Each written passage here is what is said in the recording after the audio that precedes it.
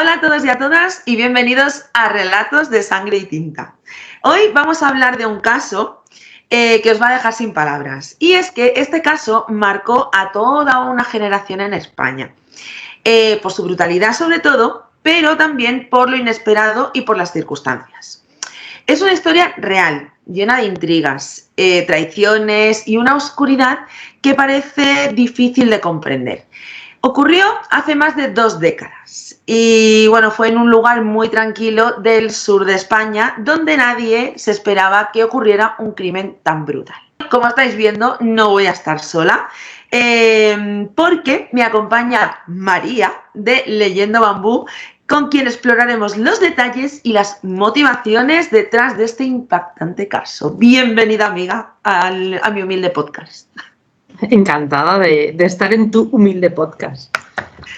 Antes de empezar diré que María no tiene ni la más remota idea de qué caso vamos a hablar. Y es que esta va a ser una de las premisas, podríamos decir, de estos programas. Porque yo lo que quiero es jugar un poco con, como ya le dije a María, con el factor sorpresa. Siempre que invite a alguien, pues voy a intentar ceñirme a un tema que pues tenga algo que ver, ya luego explicaré qué tendrá que ver este tema con María. Y bueno, pues sobre todo eso, jugar un poquito con sorpresa, no sabes de qué vienes a hablar. ¿De crímenes? Sí, pero ¿de cuál? Pues como no hay ninguno, solo hay 1 o 2.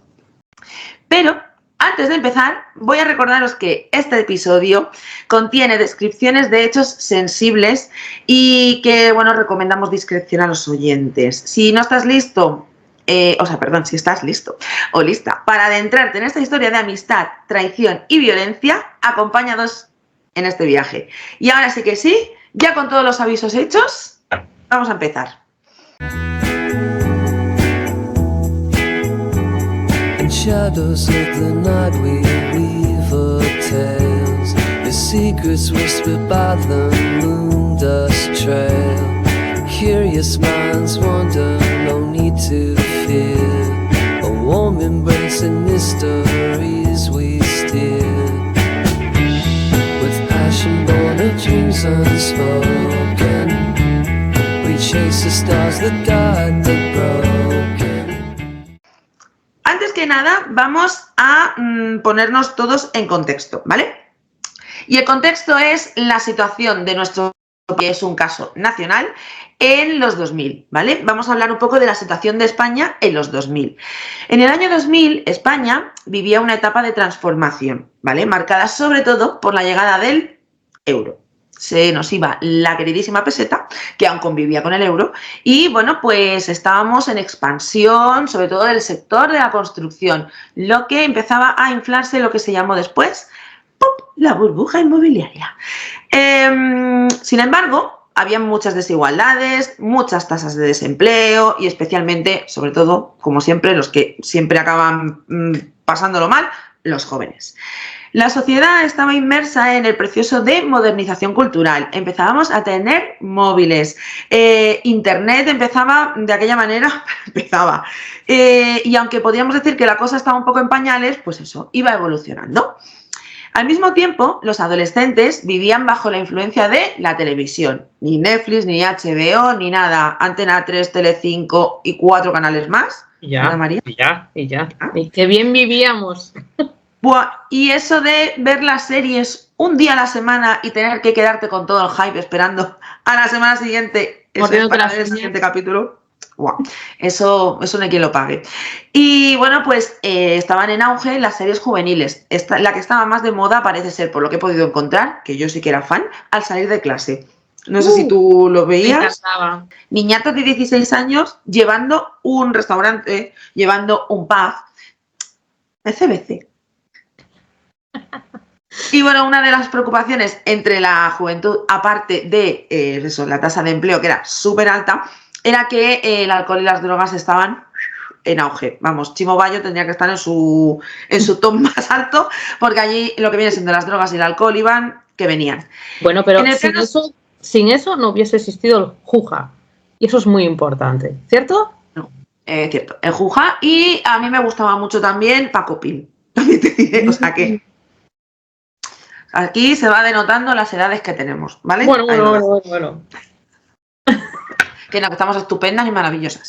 Eso es como el vino. En el plano social, hablamos de que, en el 2000 empezó la sensibilización de la violencia de género, amiga. Aquí empezó a llamarse como tal y empezar a, pues eso, a ser lo que no debería ser, pero bueno, a tener nombre y apellido y poder juzgarse, de una manera diferente, ¿vale?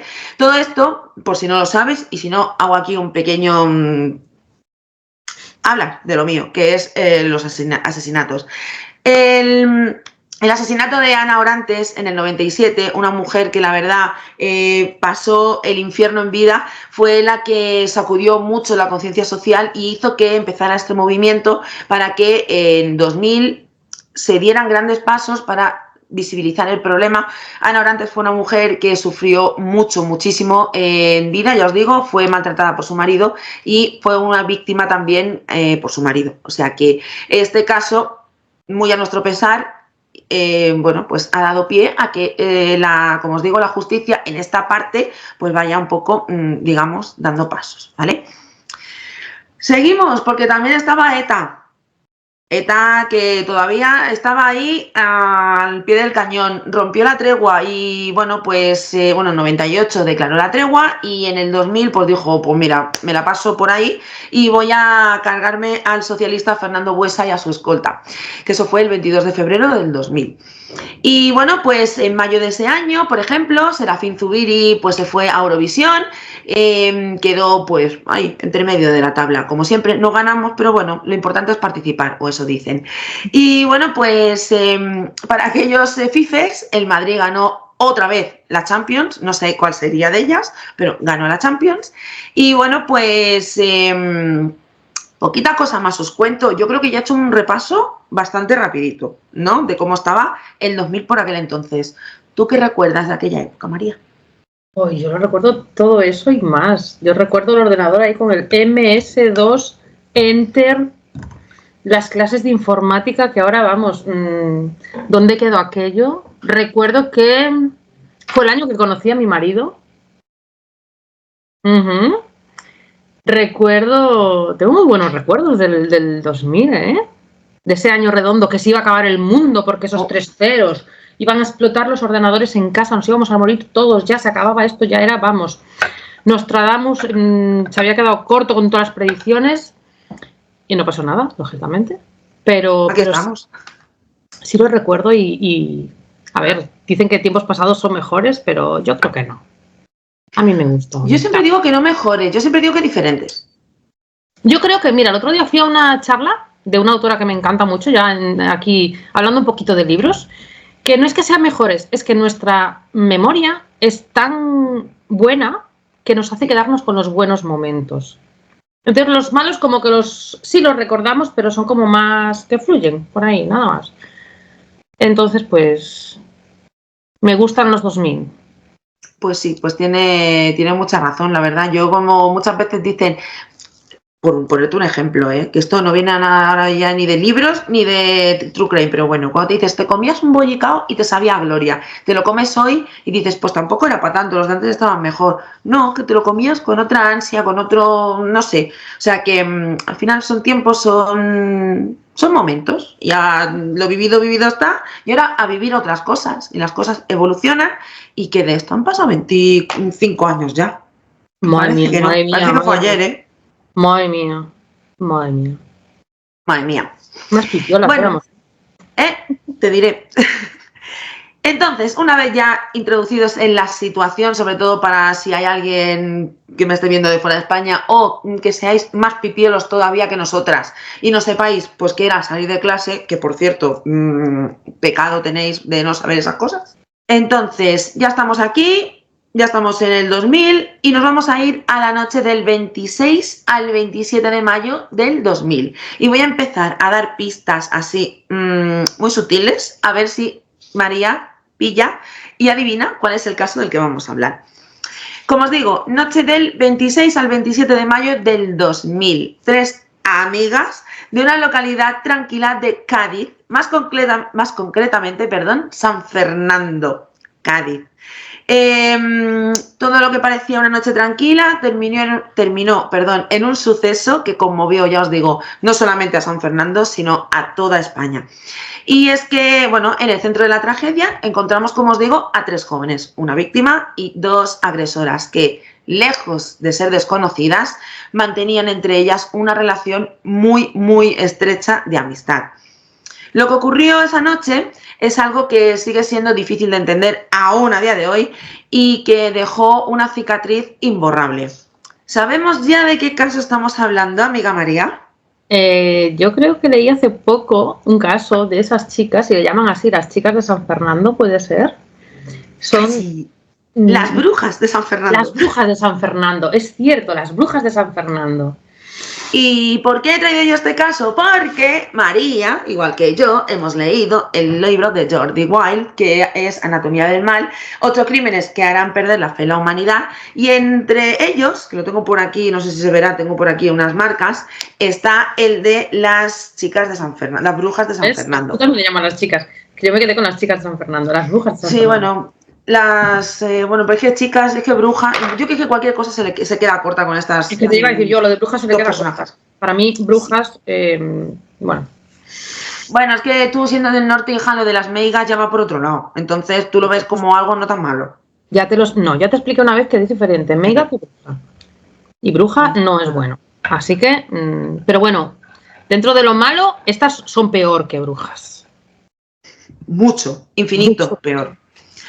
Entonces, vamos allá. Exactamente, las brujas de San Fernando. Nos vamos a ir a Cádiz. San Fernando es una población de Cádiz y era, y sigue siendo a día de hoy, quitando los meses de verano, que eso tiene que ser caldo de cultivo, un lugar bastante tranquilito y donde nadie, y menos en los 2000, esperaba que pasara nada, ¿vale? Tengo que decir que yo Cádiz no lo conozco todavía, deshonra sobre mi vaca. O sea que habrá que ir y ponerle remedio a esto, amiga. Cuando quieras quedamos y lo conocemos. Yo tampoco lo conozco. Pues venga, lo tenemos ahí de deberes.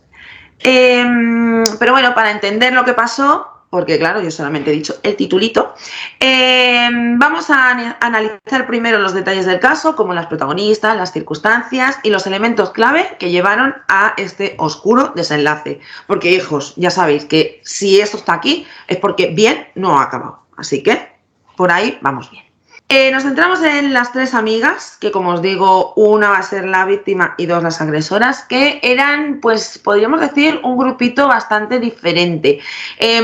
Vi un documental, además, hace no mucho en Amazon Prime, donde había un investigador que hablaba con uno de sus profesores, el profesor que tuvieron además de ética el año anterior a que pasara todo esto, o sea, en el 99, y decían que eran un grupito que era muy distinto al resto, que eran como, llamaban la atención porque eran totalmente diferentes al rebaño, o sea, como que ellas querían ir siempre por separado, tenían una manera de vestir muy distinta, era un grupito bastante cerrado, y bueno, pues tenían un humor distinto, iban siempre vestidas de negro, total, que eran las diferentes. Y por eso mismo llamaba mucho la atención, porque ya sabemos que sobre todo a las edades de estas niñas, 15, 16 años, el ir con el rebaño al final es la tendencia normal y bueno, lo de llamar la atención, pues poquita gente se arriesga a hacerlo.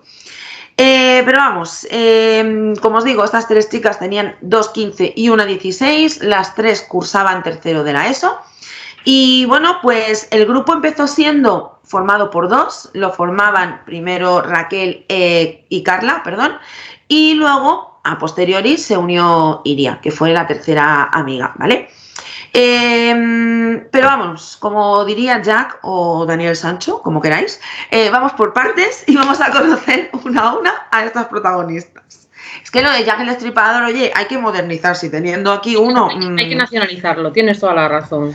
Teniendo uno in the house, pues hay que cambiar esto. Exactamente. Hecho es. Como os decía, vamos por partes y vamos a conocer a las protagonistas, ¿vale? Empezamos por la protagonista indiscutible, que es Clara García, que era la chica, podríamos decir, con más luz de las 3 amigas, y luego ya veréis por qué lo digo. Era una chica muy extrovertida, todo el mundo decía que era súper alegre, le gustaban mucho los unicornios, las cosas de color, no sé, era pues como os digo la amiga que tenía quizá más luz en el grupo. Era además, bueno, pues ella tenía una familia, digamos, normal, una situación familiar normal, por lo que, bueno, pues nada, pues, no tenía nada raro, ¿vale? Pues una chica normal y corriente de 15 añitos y tan ricamente. Por otro lado, tenemos a Iria Suárez. Iria, como os he dicho, fue la tercera amiga que se unió al grupo, ¿vale? No fue una de las, digamos, de las iniciales, ¿vale? Pero sí que se convirtió enseguida en la cabeza pensante del trío. Era muy inteligente, marcaba un poco las pautas de qué se tenía que hacer y qué no. Digamos que era la que llevaba a cabo también, bueno, llevaba a cabo, no, decía qué actividades llevar a cabo y qué tenían que hacer, ¿vale? Le gustaba mucho el esoterismo, la magia negra, el ocultismo. Tenía muchísimos libros de esa temática. Decía que ella era una persona también sensible en esta temática. Además que tenía familiares que también estaban un poquito metidos en este mundillo. Y podríamos decir que quizá de las tres era la que estaba más metida en ese tema y la que sabía más de ese tema, ¿vale? También, como os digo, tenía 15 años y provenía en este caso de una familia con un carácter más estricto. El padre era militar y estaba destinado en la base de Rota, allí en Cádiz, y bueno, pues tenían en su casa pues, una disciplina y un control, la verdad, así muy férreo, muy militar, ¿vale? Poco cariño, mucha norma y todos así, más tiesos que una vela. Y ya luego nos quedaba Raquel Carles, que era la otra chica, podríamos decir que era la más introvertida, la que se dejaba llevar, ¿vale? Era, pues digamos, la que, entre comillas, tenía menos personalidad. Era una chica que tenía, además, un año más que Carla y que Iria, porque, bueno, pues había repetido tercero de la ESO y parece ser que cuando sucedió esto, allá por el mes de mayo, las notas que pintaban, pues tampoco, no eran muy esperanzadoras, ¿vale? Entonces, ¿qué más? Bueno, pues eso también. Ella también tenía una situación familiar en casa bastante complicada y es que, bueno, pues su madre, cuando dio a luz a Raquel, no se pudo hacer cargo de ella. ¿Y qué pasó? Pues que la dejó a cargo de su tía. Justo en el 99, finales del 98, principios del 99, es que he visto informaciones también un poco dispares, la tía fallece y ella vuelve a cargo de su madre.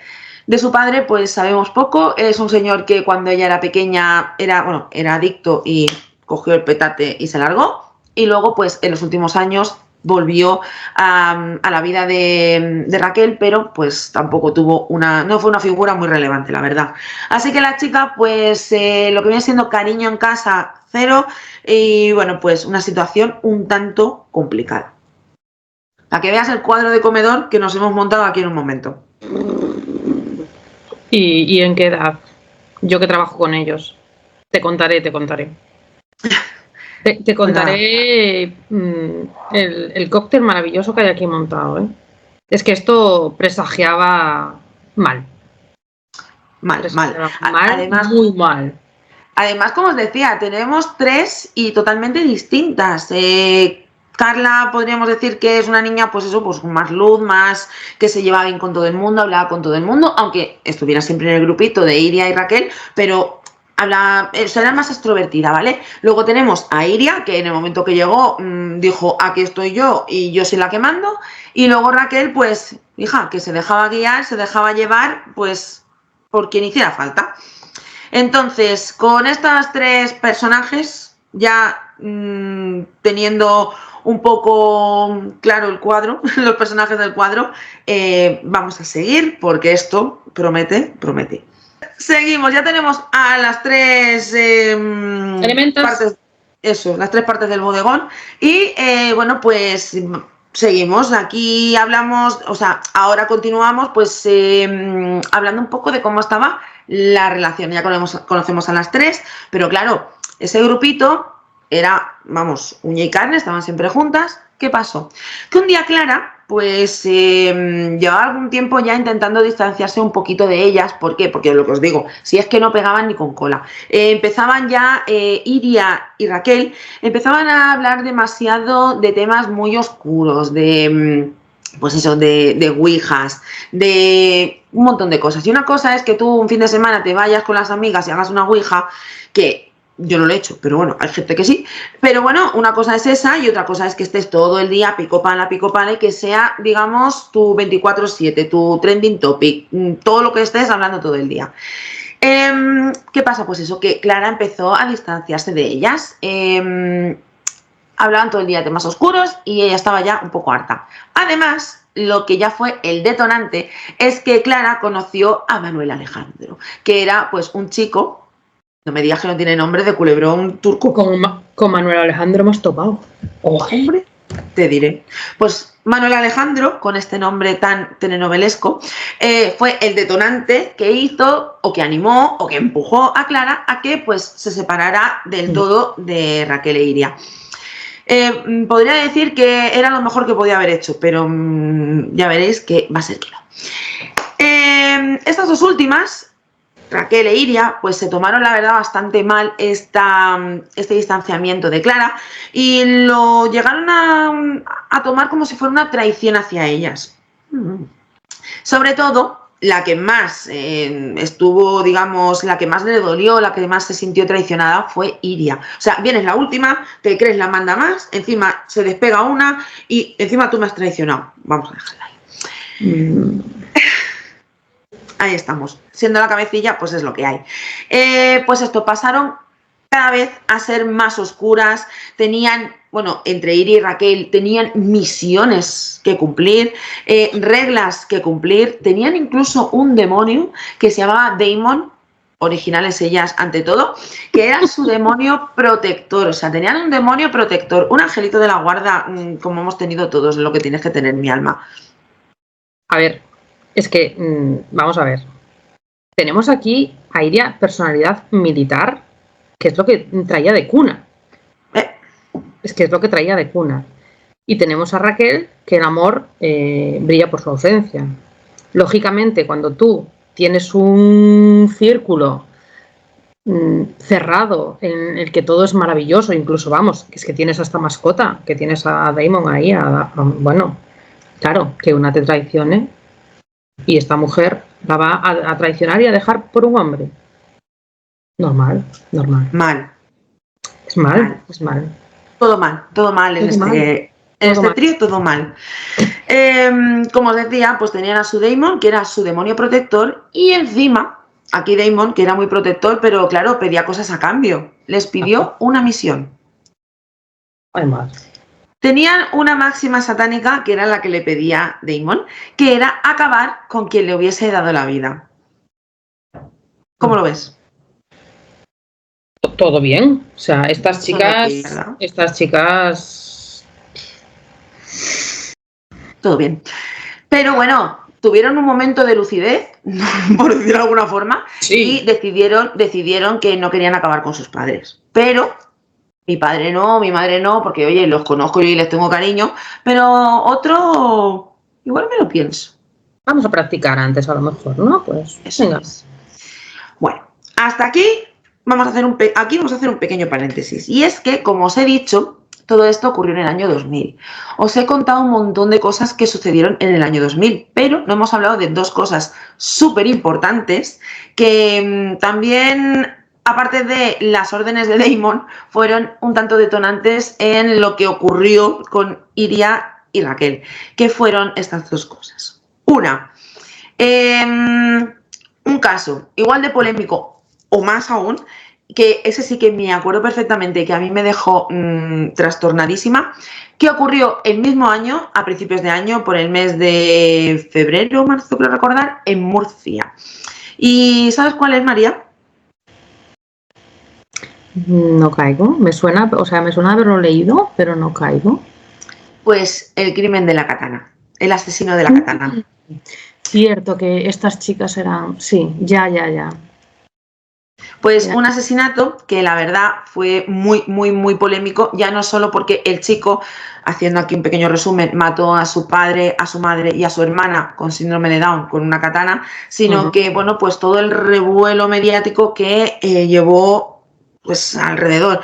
Se habló de que el niño el chico estaba enganchado a los videojuegos, de que si el padre no sé qué, que si la niña no sé cuánto, que si él le dio un ataque de esquizofrenia, no sé, 1000 teorías subieron, que por cierto, si no lo has visto, te lo recomiendo, hay un documental muy, muy, muy escondido, no sé si ahora está en HBO o en Amazon, luego te lo cuento, donde él mismo, José Rabadán, es el que explica lo que hizo y todo lo que vivió y todo.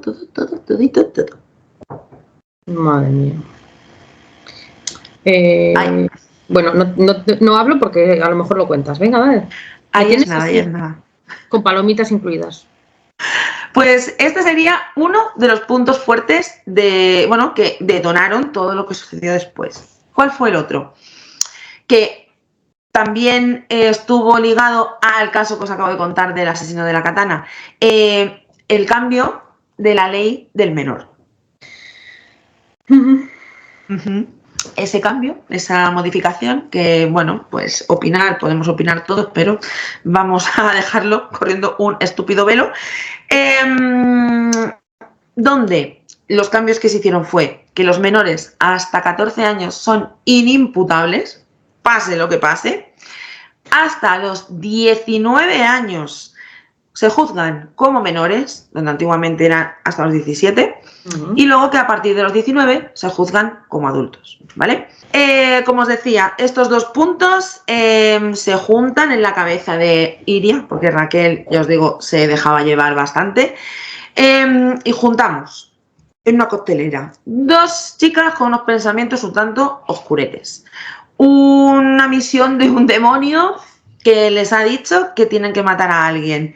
Ven lo que ha hecho José Rabadán y sobre todo ven que lo que ha hecho tampoco es que tenga mucho castigo. Efectivamente. ¿Qué pasa?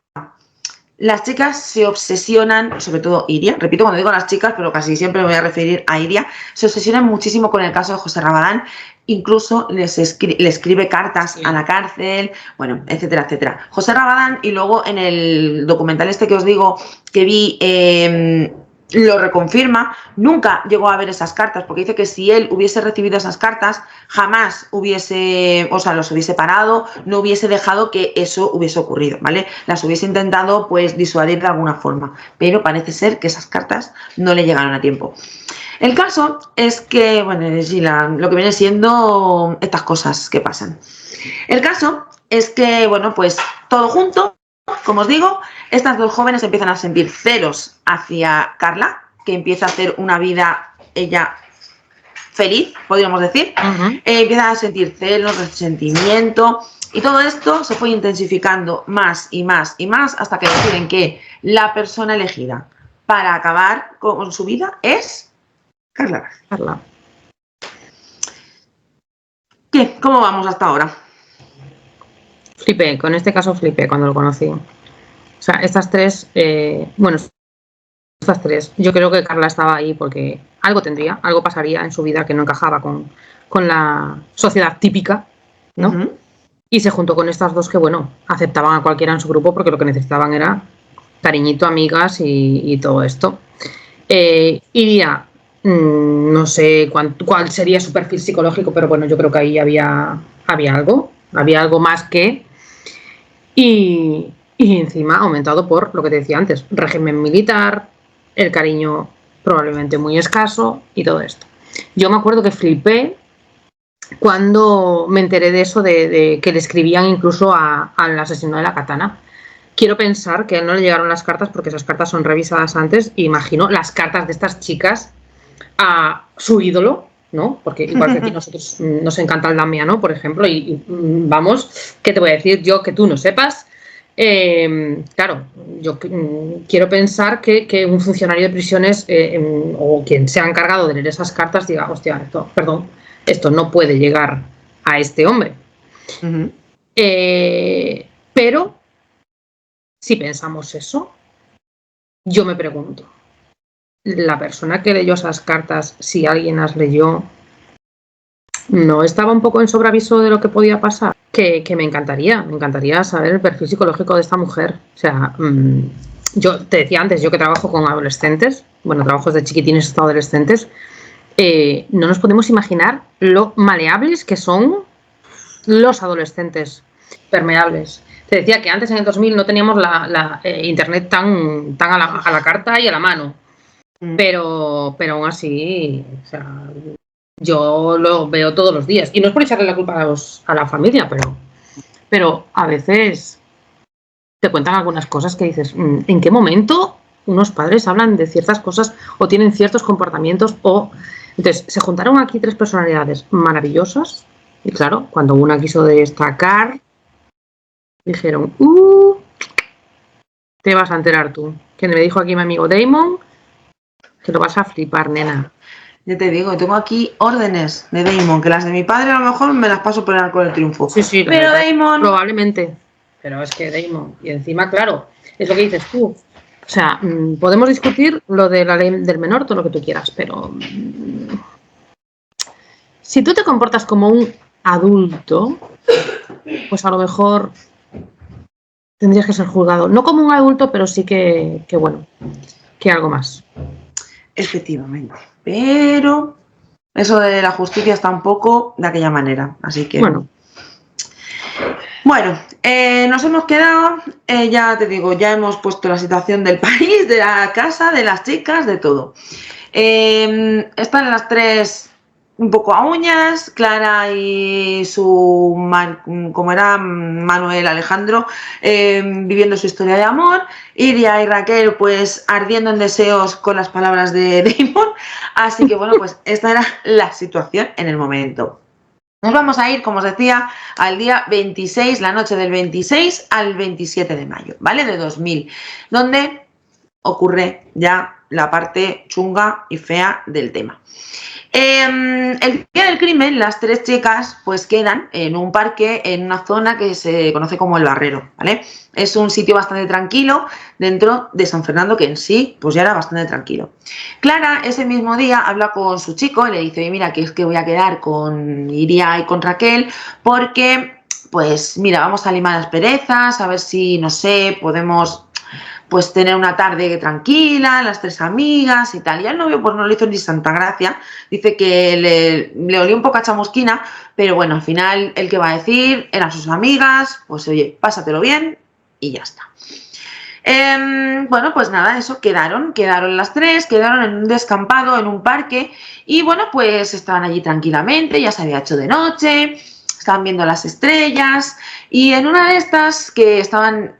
ellas teniendo una conversación la más de tranquila, y cuando vieron que Clara ya estaba completamente entregada, o sea que ya no estaba tranquila, estaba relajada, no sospechaba de nada, pues Iria cogió a Clara, perdón, y fue Raquel la que cogió un así de grande y le asestó más de 30 puñaladas a la pobre Iria, a la pobre Iria no, que también pilló cacho, pero fue Clara. Digo, Iria también pilló porque en el calor del fragor de la batalla, pues a algún momento en el forcejeo seguro que Iria puso el brazo y también tuvo 2 heridas en uno de los brazos, que pues lo hizo Raquel, pues mira, ya lo digo, entre mano y brazo, pues pilló también un poco Iria.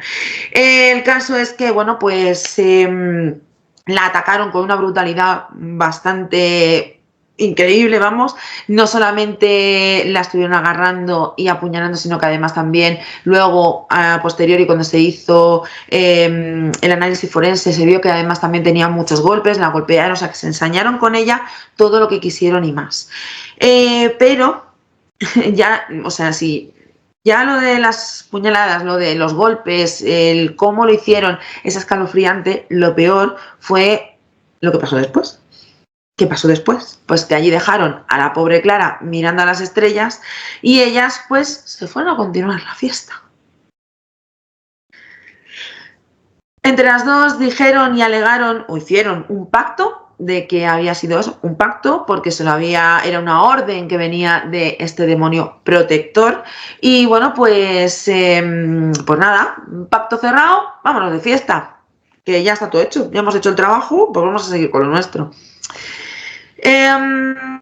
parece ser que al rato un amigo de clase las vio y vio solamente, como os digo, a las dos, vio a Raquel e Iria. Y bueno, pues las vio tomando cervezas, hablando animadamente, le preguntaron por Clara y bueno, pues ellas se rieron simplemente, dijeron que Clara se había ido y ya está. Este chico, que a posteriori, luego cuando ya empezó la investigación policial y demás, habló con la policía, les contó que primero que tenía una actitud un tanto chulesca y un tanto, no sé, como de guasa, ¿vale? Y que, bueno, aparte de todo esto, hablaban de Clara de una manera muy despectiva y que además, mirando un poco hacia abajo, pues se dio cuenta de que tenían, sobre todo Raquel, el mono que llevaba puesto, un mono vaquero, y los zapatos con muchas manchas. Él pensaba que era de barro, lo que resultó no ser barro, pero bueno, en un botellón y de noche, pues hija, todos los gatos son pardos, allí no se ve. ¿Y qué pasó? Pues que siguieron la fiesta y se encontraron también, casualidades de la vida, a Manuel Alejandro, al novio de Clara. Obviamente, él, preocupado, porque no vio a su novia, les preguntó a las dos chicas por su novia. Y nada, pues con la misma actitud que habían hablado hace un momento con un compañero de clase, le contaron un poco la misma película, que Clara se había ido a casa, que bueno, pues la noche no había acabado demasiado bien, hablando un poco así, yo os digo, despectivamente hablando de Clara mal, y bueno, pues que nada, que no les interesaba lo que Manuel Alejandro les tenía que contar y siguieron la fiesta. Él se quedó un poco, pues digamos, con mal cuerpo, pero claro, acordémonos que eran los 2000, los móviles no eran como ahora, el WhatsApp, pues no, ni en pañales siquiera, o sea, aquello no existía. Entonces, bueno, pues se quedó así pues vale, se habrá vuelto a casa y ya está, mañana será otro día. ¿Qué pasó? Bueno, pues siguió la fiesta, cada uno a su rollo. Se amanece el día 27 de mayo y los padres de Clara pues van a la habitación en busca de su hija porque, oye, mira, pues no aparece y, bueno, pues ven que no ha llegado a casa. Clara parece ser que era una niña súper responsable, jamás hacía nada sin decírselo a sus padres, nunca llegaba tarde, bueno, pues lo que debería hacer todos los niños del mundo mundial, todos los jóvenes y todos los adolescentes. ¿Qué pasa? Pues los padres, viendo la situación, viendo que su hija no estaba, lo primero que hacen es llamar al novio. Oye, Manuel Alejandro, ¿sabes algo de Clara? No sabía nada, la había visto la noche anterior, que había quedado con Iria y Raquel, le cuenta toda la historia. Así que, ni cortos ni perezosos, los padres cogen y se van a la Guardia Civil a poner una denuncia por desaparición. Y aquí voy a hacer un pequeño... voy a hacer dos vertientes, ¿vale? Porque he escuchado muchos podcasts, he escuchado muchos documentales, he leído varios, aparte del libro de Jordi Wild, he leído otros documentos, podríamos decir, y he visto, o sea, están divididos completamente en dos caminos ahora mismo, ¿vale? Está el camino A, que dicen que los padres van a la Guardia Civil y, bueno, el primer sospechoso, que eso sí que es común en ambos casos, es el novio, lo que viene siendo lo más normal del mundo. Pero, bueno, pues eso, es el primer sospechoso, él tiene coartada, así que no pasa nada.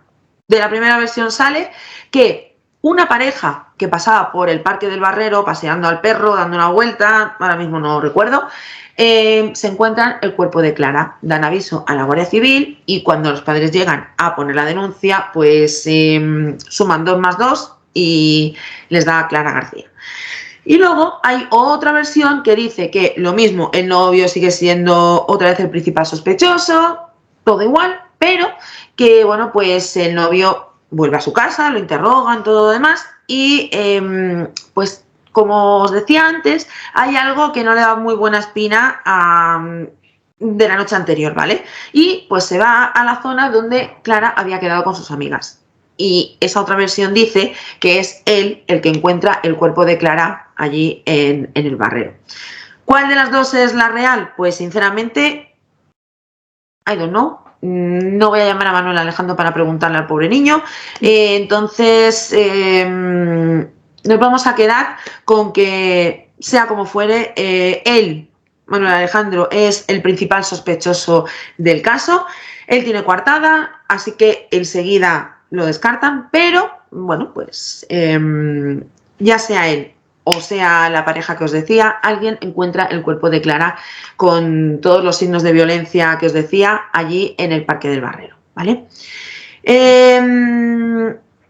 Al final, todas las pesquisas, todas las preguntas que hacen, toda la gente que va allí a declarar, pues señalan, apuntan a dos personas, que son Raquel e Iria. Así que, bueno, pues va la policía a casa de una y a casa de la otra a la vez a buscarlas. Para la primera declaración, ¿vale? Para la primera interrogatorio, podríamos decir, no tienen todavía lo que viene siendo una orden para poder registrar, no tienen una orden de registro, o sea que en teoría van a buscarlas y punto. ¿Qué pasa? Iria, cuando van a recogerla a su casa, pide ducharse, lo primero, y bueno, pues los policías al principio les da un poco igual, pues dúchate y ya está. Entonces, cuando van luego a la comisaría y con el tiempo se darían cuenta que cometieron un error así de gordo, pero bueno. Por el otro lado, cuando van a casa de Raquel a buscarla, se dan cuenta que cuando le dicen venga que nos vamos, dice un momento que voy a recoger 4 cosas. Y una de las 4 cosas que recoge es algo que la policía no acaba de ver qué es, pero lo esconden en una maceta. A la que va a salir, esconde algo en una maceta. Y ahí se queda la cosa. Se van las dos separadas, vuelvo a repetir, se van a la comisaría y empiezan a interrogarlas tanto a la una como a la otra. Raquel, pues como ella, una de las cosas que tiene es que es súper fiel, no va a decir ni mu, o sea, no dice nada. Pero Iria, que es la chulita, la que manda, la que tal, pues al final es la que canta. Empieza a hacer preguntas un poco extrañas al policía y que no es tonto, pues se da cuenta de cómo va la cosa. Empieza a preguntarle cosas sobre la ley del menor, qué les pasaría a las personas que eran culpables del caso si las pillaban, todo ese tipo de cosas que la verdad es que si tú no eres la culpable o no conoces quién es el culpable, pues sinceramente, en ese caso concreto te las trae un poco al pairo. Luego ya con el tiempo pues a lo mejor preguntas, pero en ese caso, pues no. Entonces la policía, que no es tonta, estaba ahí rumiando y empieza a apretar por un sitio, un tornillo por otro, tal. Y entonces es cuando llega el médico forense a hablar un poco con ellas, ¿vale? Se va primero a hablar con Iria y recordad que os he dicho que en el fragor de la batalla Raquel pincha un poquito a lo que viene siendo el brazo de Iria, ¿vale? ¿Qué pasa? El cuchillo que usaron para lo que hicieron tenía una hoja un tanto doblada, así que esa doblez o esa forma de la hoja lo que hacía es que al dejar la marca dejara un patrón distinto a otros cuchillos. Entonces, justo la herida que tenía Iria coincidía con las heridas, con el patrón de las heridas que tenía Clara por todo su cuerpo. Así que 2 más 2, 4, como he dicho antes. ¿Quién ha sido? Pues fácil, blanco y en botella, pues ya teníamos a las culpables de todo. Cuando ya empezaron a ver que no tenían escapatoria, pero ellas tranquilas porque la ley del menor las iban a amparar y lo dicen muchas veces durante el juicio y ahora veréis más cosas, al final cantan y lo cuentan todo, cuentan cómo pasó, cuentan lo que hicieron y lo cuentan todo. Entonces es cuando la policía por fin consigue una orden de registro y se van a la habitación de Raquel y a la habitación de Iria y se encuentran. Se van a la habitación de Iria y se encuentran no una montonera de ropa del tamaño de 1,5 metros, no, que también podría ser, pero eso no les importaba. Se encuentran varias cosas, entre ellas unas cartas del tarot donde estaban marcadas 4 cartas, una la doncella, la otra la luna, la otra la torre y por último la muerte.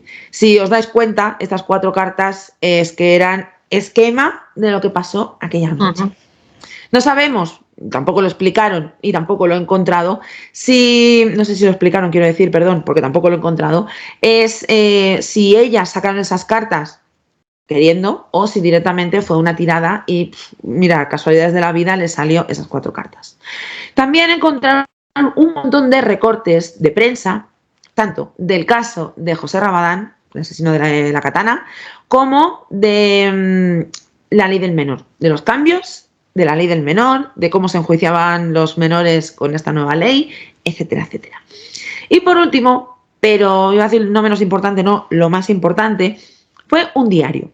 En este diario, Iria explicaba varias cosas. Entre ellas, los pactos estos que tenían con su demonio protector Daimon y 2 cosas que la verdad son muy espeluznantes. Lo primero es que Clara no fue el primer intento, sí que fue el que consolidaron, pero no fue el primer intento de desvivir, podríamos decir, a una persona.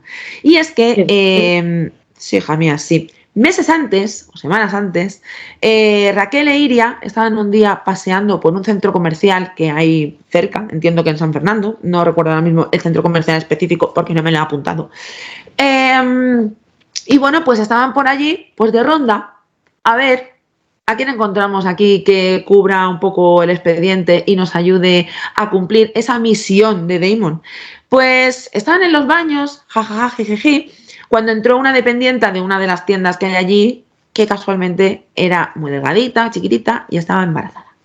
Ellas dijeron, pues ideal, una persona que está embarazada, que no está en sus, vamos a poner entre muchas comillas, ¿vale? Físicamente no está en su mayor esplendor, es chiquitita, es manejable, todo bien. ¿Qué pasa? Que tú imagínate el percal, tú te vas a unos baños de un centro comercial, que a mí ya no me gusta directamente, pero bueno, tú vas a unos baños de centro comercial porque tienes pipí, porque estás trabajando allí y tienes que ir. Vas allí y te encuentras a una cría de 15 y a una de 16. Como estarían las dos, porque vete tú a saber. Vestidas de negro, con un corte así, pues, según dicen, vamos, porque a mí que vayan veces de negro muchas veces voy yo y no pasa nada, pero con un corte así un tanto especial, podríamos decir. Que encima están todo el rato como de guasa, que te miran, que como que te están un poco agobiando simplemente con la mirada. Pues... sí, se les veía, porque la chica cogió, hizo pipí así como que no quiere la cosa y salió corriendo. No sabe esa chica de la que se salvó. Pero claro, ¿qué pasa? Que Damon quería su premio. Y ellas, no.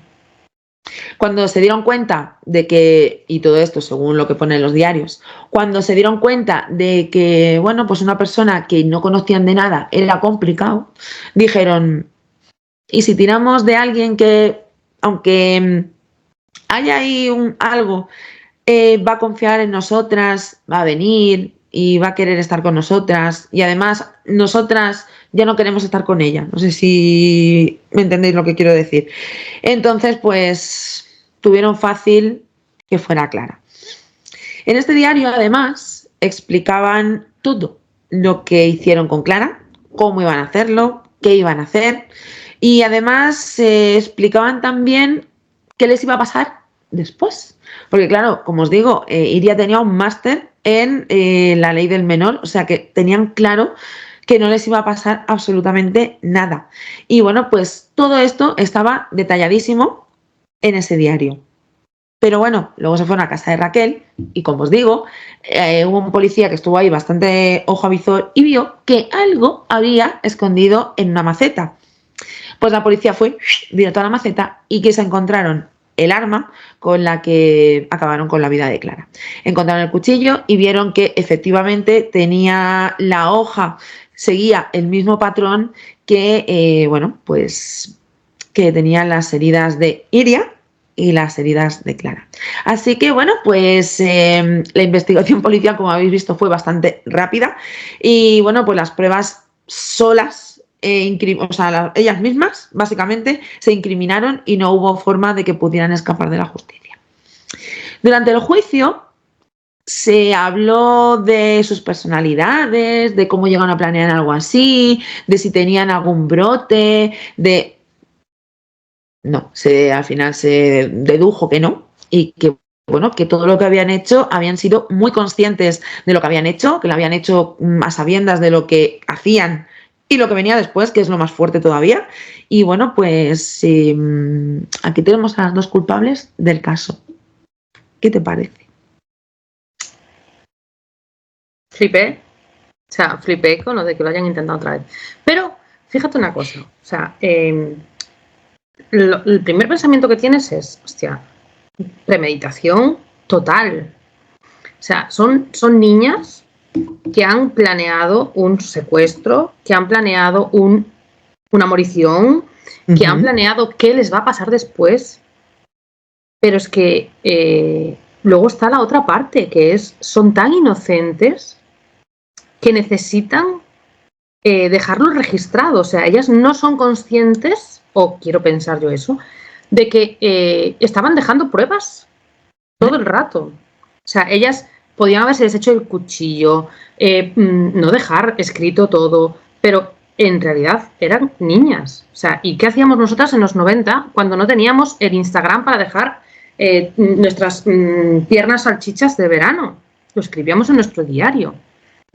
Total. O sea, la ejecución fue como adultas y todo lo que organizaron y planearon, pero en el fondo eran niñas que además, o sea, ¿de qué vale que tú organices todo eso, lo planees, lo ejecutes, si luego no lo puedes contar?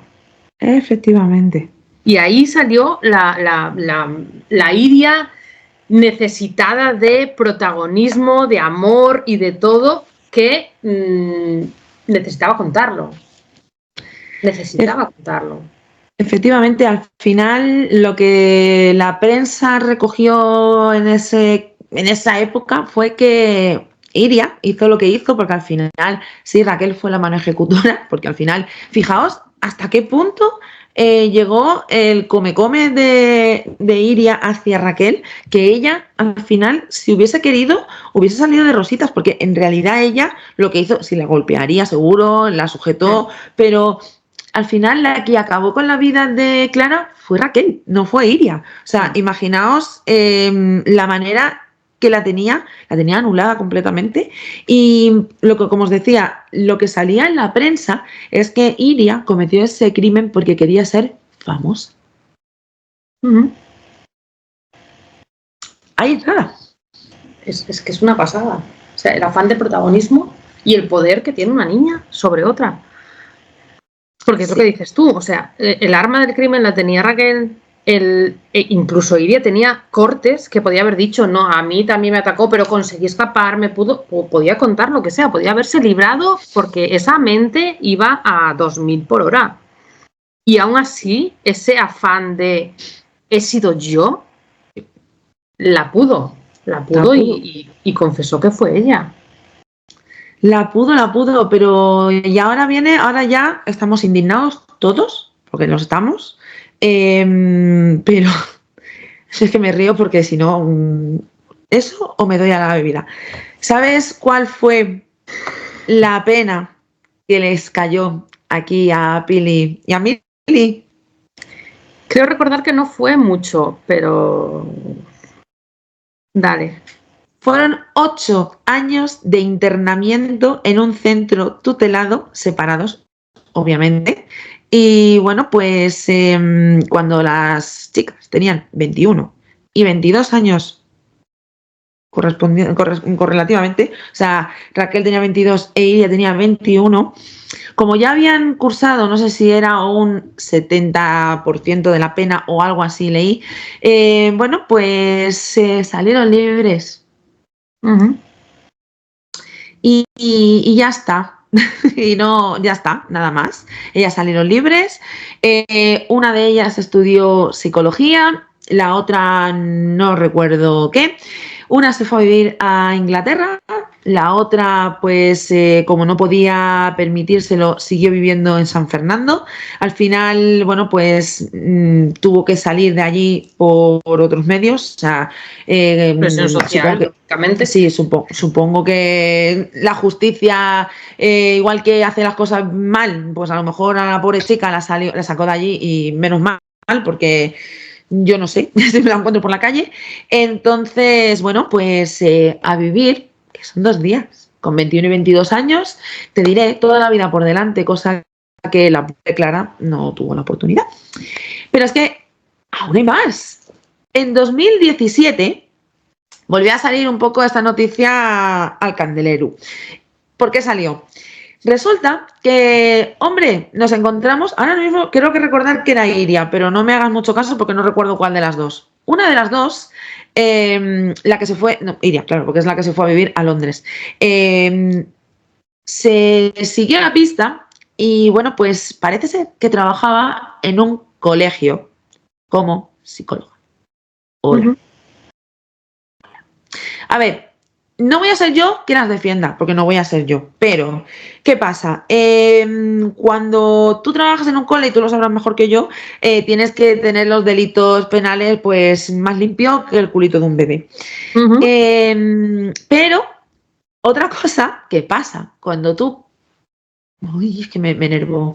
Cuando tú cometes un crimen y eres menor de edad, es que a los X años, creo que son 10, pero no me hagáis mucho caso porque no recuerdo exactamente porque no soy abogada, pasan un pañín y se quita todas las huellas. Aquí no ha pasado nada, eres una persona... Pues si has cumplido con tu pena, pues eres una persona limpia y reinsertada totalmente ante los ojos de la sociedad. Entonces también se te limpian todo lo que son los antecedentes penales, se borran. Así que bueno, pues vuelvo a repetir, no voy a ser yo quien vaya a defender a esta energúmena, pero ella no hizo nada mal dentro de lo que cabe. Así que así está la cosa. Qué maravilla, ¿eh? Ojo, cuidado, que esa mente perturbada, porque es una mente perturbada, terminó estudiando psicología. Yo trabajo con una, no sé yo si fiarme mucho de ella, fíjate lo que te digo. No, a ver, es verdad, cuando trabajas en un cole, yo no es todos los años, pero sí que es verdad que cada cierto tiempo tú tienes que ir a policía y sacar, pues eso, el certificado de que estás limpio en toda tu esencia. Pero, y lo veo lógicamente, o sea, lo veo lógicamente.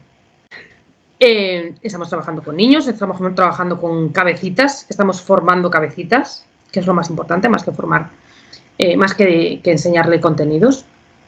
Y me parece muy fuerte, que la parte psicológica de un colegio esté en manos de una persona que fue capaz de manipular a otra para que asesinase. Porque es, a ver, tú puedes tener un arrebato y, a ver, lo entendería mucho mejor, pues eso, si fuese un arrebato ella y lo ejecutase ella.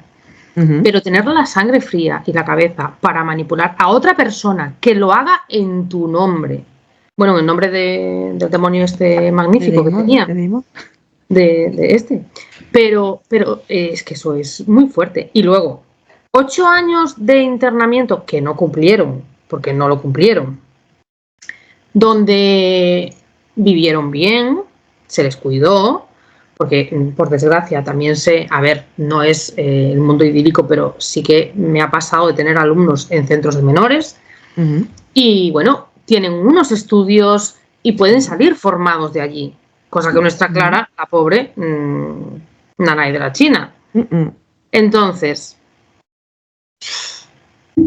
lógicamente, el menor, pero y es que lo grave es que ahora lo siguen diciendo, o sea, yo el otro día en el supermercado un caprichito de estos que tienen los niños y le contestaba un hinchas a la madre, no me pegues que te denuncio. Ah, bueno. Entonces es como, a ver, que algo estamos haciendo mal. Pues sí, y esto fue en el 2000, estamos en 2025 y como estáis viendo, el otro día en el supermercado, mañana será en el parque, pero esto sigue pasando y algo estamos haciendo mal, como tú dices.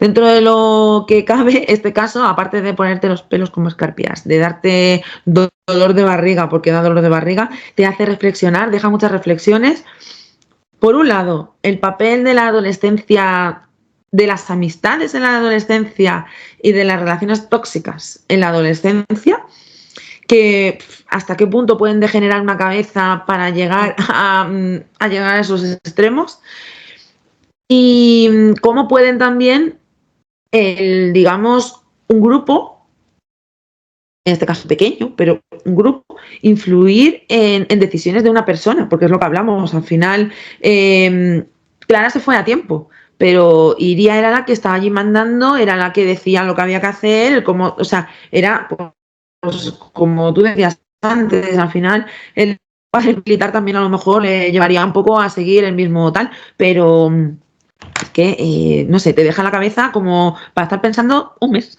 Claro, Clara se fue a tiempo, pero ojo, ella seguía intentando conservar esa amistad. O sea, que seguía teniendo poder encima de Clara. O sea, es muy fuerte, ¿eh? Es muy fuerte. O sea, tú lees el caso, yo me acuerdo, el libro de Jordi Wild es nada, son unas paginitas de nada. Y, a ver, está muy bien para el que quiera y le guste los crímenes reales, ese libro está muy guay. Pero, o sea, te lo resumen en nada. Pero es que si te pones a pensar...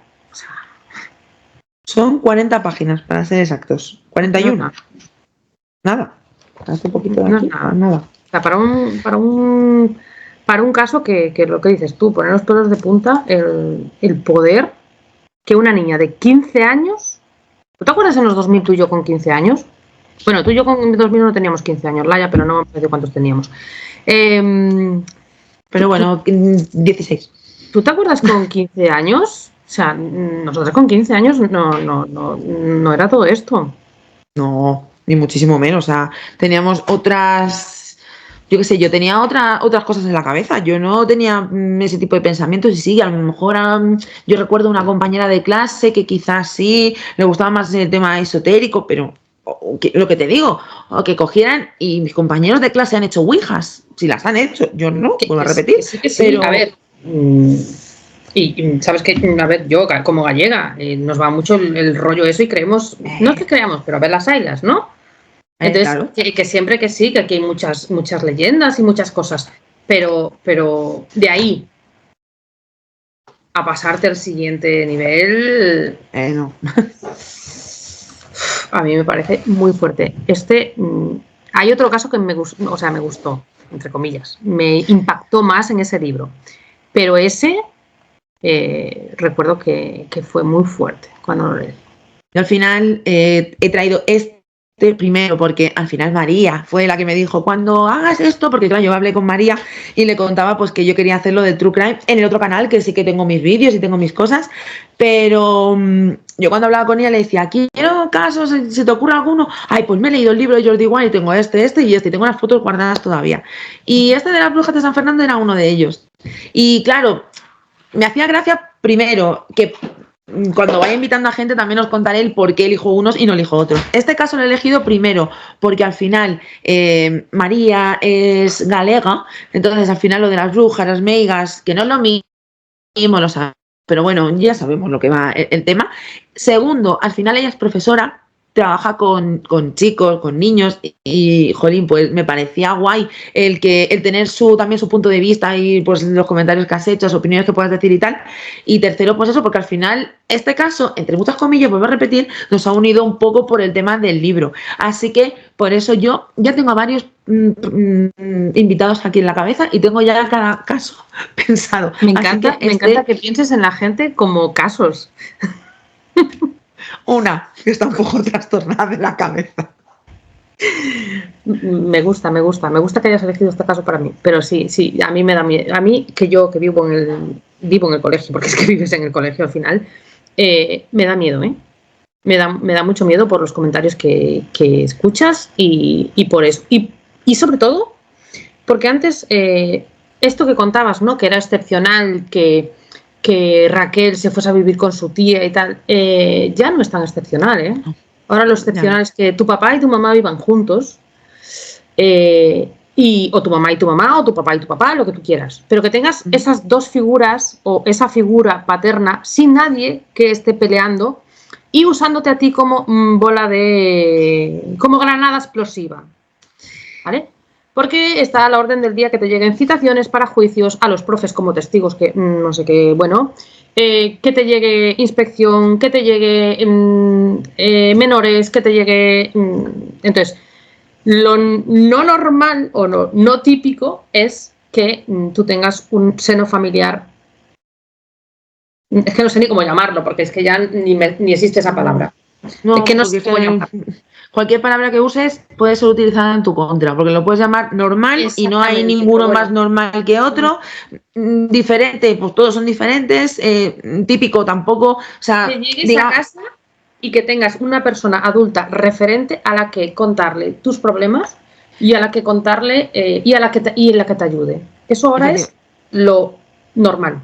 Yo creo que la palabra que has dicho es la más la clave, referente, tener una persona que los niños tengan un referente, tanto paterno como materno, como tutor legal, como lo que sea, pero que tengan un referente, una persona que sepa que van a velar por ellos, por su bienestar, por su seguridad y que, pues lo que hablamos, los niños tengan una persona a la que dirigirse, contar sus cosas, sus problemas, que luego habrá niños que no te cuenten, no te den ni los buenos días, que eso ya va dentro de la persona, pero que por lo menos tengan esa imagen, esa persona, pues jolín, yo creo que lo que tú dices es lo más importante que puede haber a día de hoy. Sí, pero no lo es. Ya. No lo hay. Ya te lo digo yo. No vivimos en The Piruletas World, así que... Pues bueno, amiga, hasta aquí el caso de las brujas de San Fernando o el caso de Clara García, como yo lo llamaría, porque muchas veces hablamos de asesinos, ponemos el nombre de los asesinos en los casos y yo es algo que odio desmesuradamente porque le estamos dando como más valor todavía, si cabe, a la bazofia que han hecho con sus vidas. Iria estaría muy orgullosa. Abogo por el de Clara García. Iria estaría muy orgullosa de que encima el caso lleve ella el protagonismo, lógicamente. O no, pues a lo mejor es una mujer normal y corriente ahora mismo. Bueno, eso entraría en otro tema, en el tema de la reinserción, pero eso ya da para un debate a mesa no redonda, hexagonal, y aquelarre si quieres también dentro, porque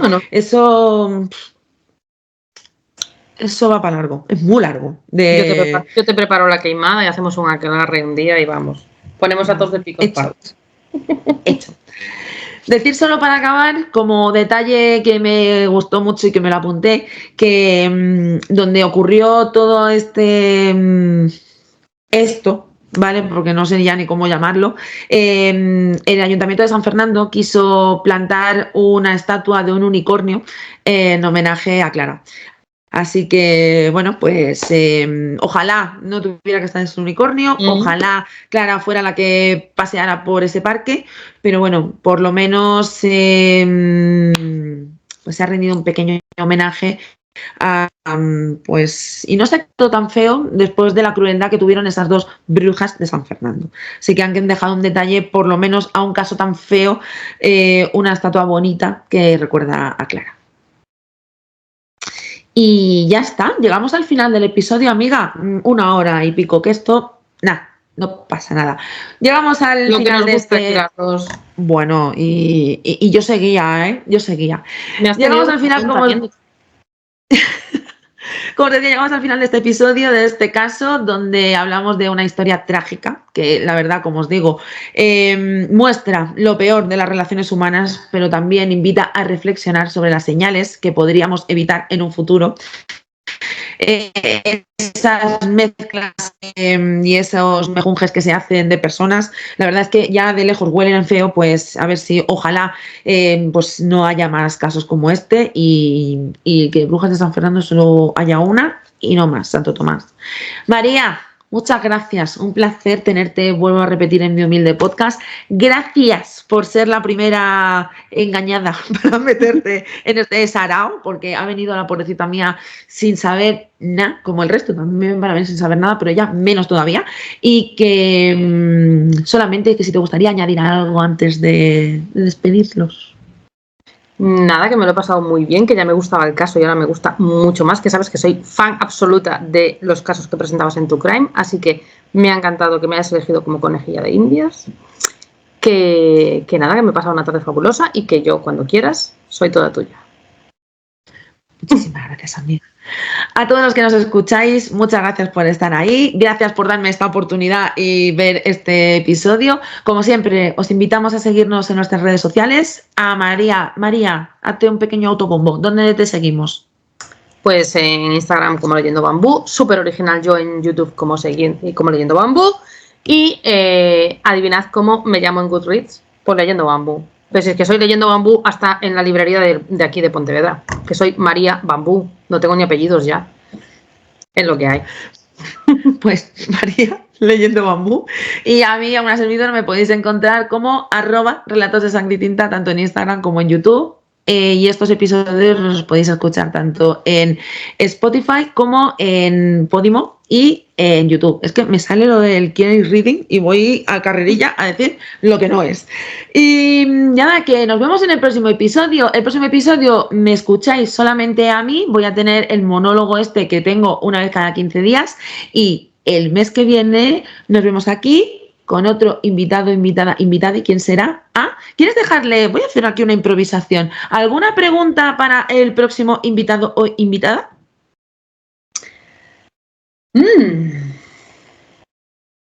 Sí.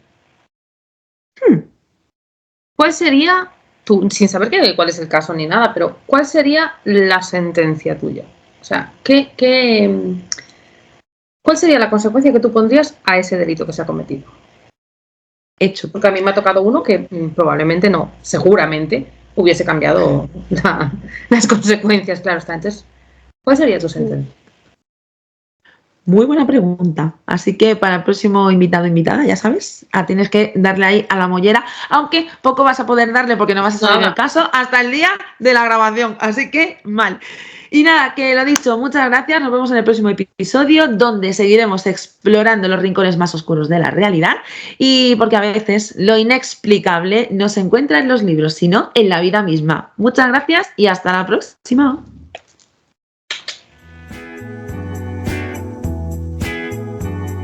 Shadows of the night we weave our tales. Your secrets whispered by the moon dust trail. Curious minds wander, no need to fear.